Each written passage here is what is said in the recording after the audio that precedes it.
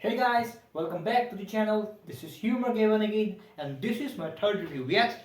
I posted my second review a few days ago. It was about the film called House Moving Castle from the great Hayao Miyazaki, and today I am yet going to talk about another of his many films, and this time it is none other than, guess what?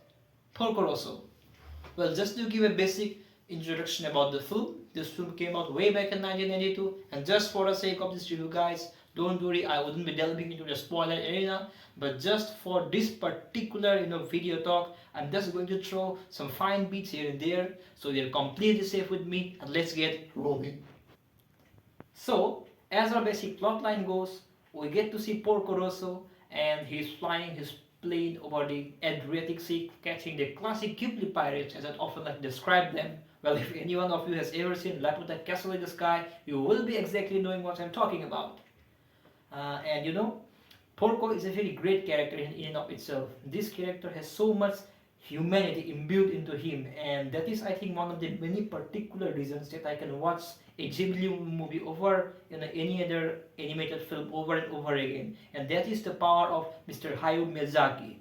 You see, this man has a certain knack for combining these various all of these deep-seated, very human emotions, commenting on what is love, desire, how anger can tempt the person to do horrible thing, and melding all of this into very engrossing of a plot. And he is, I think, certainly famous for his theme of environmentalism, and that is why I think Mr. Miyazaki is known in the anime industry as a whole, starting with Nausicaa. He first got his feature film as Laputa Castle in the Sky, and before then it was Lupin the Third. But as he rose, his themes became more mature and they're also quite entertaining.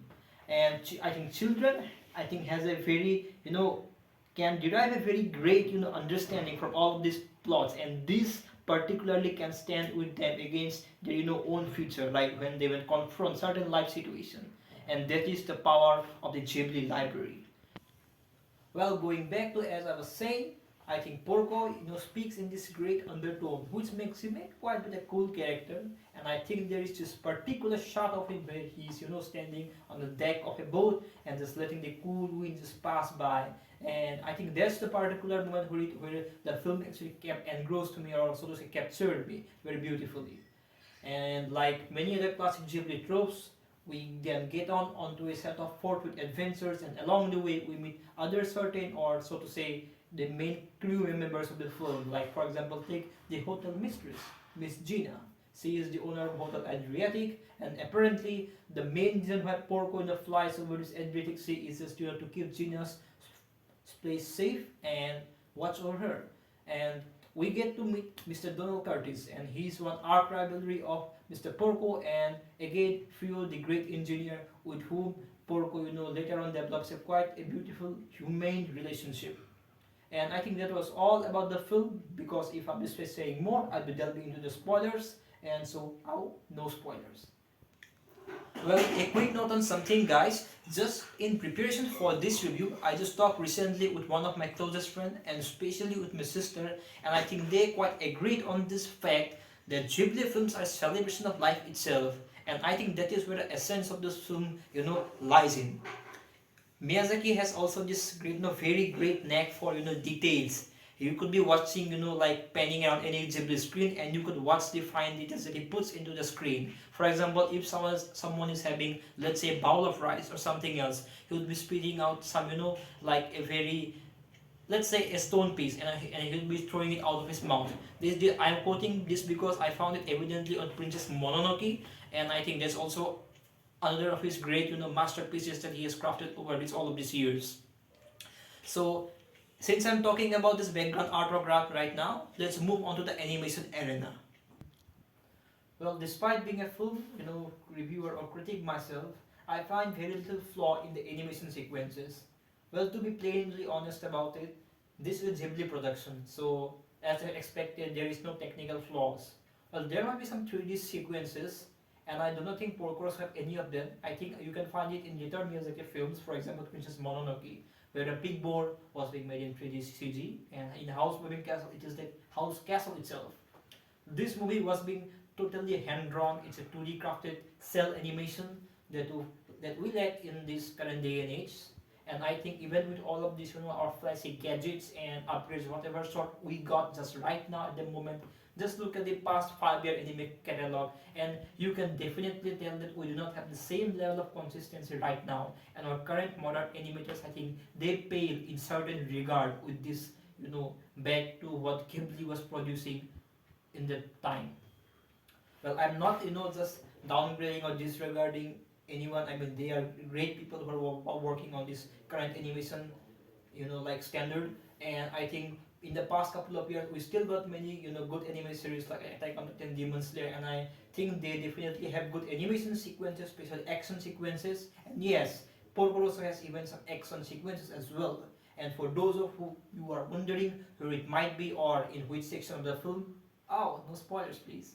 Well, jokes apart, I think this is the brilliant part of Miyazaki. This man has a clear certain command over the animation, and I think I place him along the likes of Walt Disney, and it is because of his special understanding of this his own craft, which he perfected over a long period of years.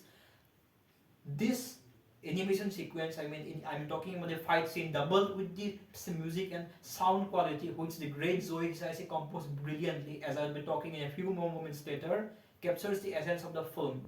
And that is the particular or plain reason why I can just comment or critique about any of Mr. Miyazaki's film from an animation or technical standpoint. Yes, the action sequences are the heights of the film, and being backed by the super fluid animation, and I think Ghibli is such a powerhouse in itself that it delivers the absolute punch right there. So let's move down to the music right now.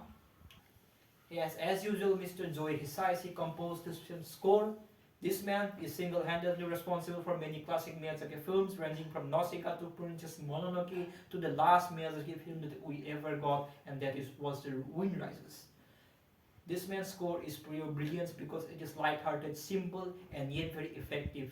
It is often mesmerizing at certain times and uplifting. You can have any bad day, and let's say you just pop out some of his music from the YouTube or even from his own channel, which you should definitely check out, guys. And your mood will be automatically uplifted.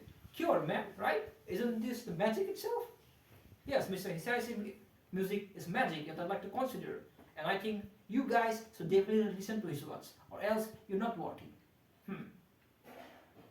Well, coming to the last point of the film, this was all what I had to say, and I think I'm very happy that I just talked about this film because before I once watched this movie and I didn't get it fully, but upon my second viewing, I just completely got the message. And if you're wondering what message might be, well, that is not mine to say. That is Mr. Miyazaki's, craft. You guys all need to find it out. And let's get to the final score. So, considering various factors like from my personal own taste and experiences, from technical standpoint, sound design, animation, and overall crafting of its story, I think I would give this film a definite 9.5 out of 10. Well, for mine, personal speaking, I think Howl's Moving Castle and Princess Mononoke and Spirit Away stand a tad bit more, but this is quite close to my heart. And yes, guys, this is my third review, and thanks for checking out and hanging out with me on this video script.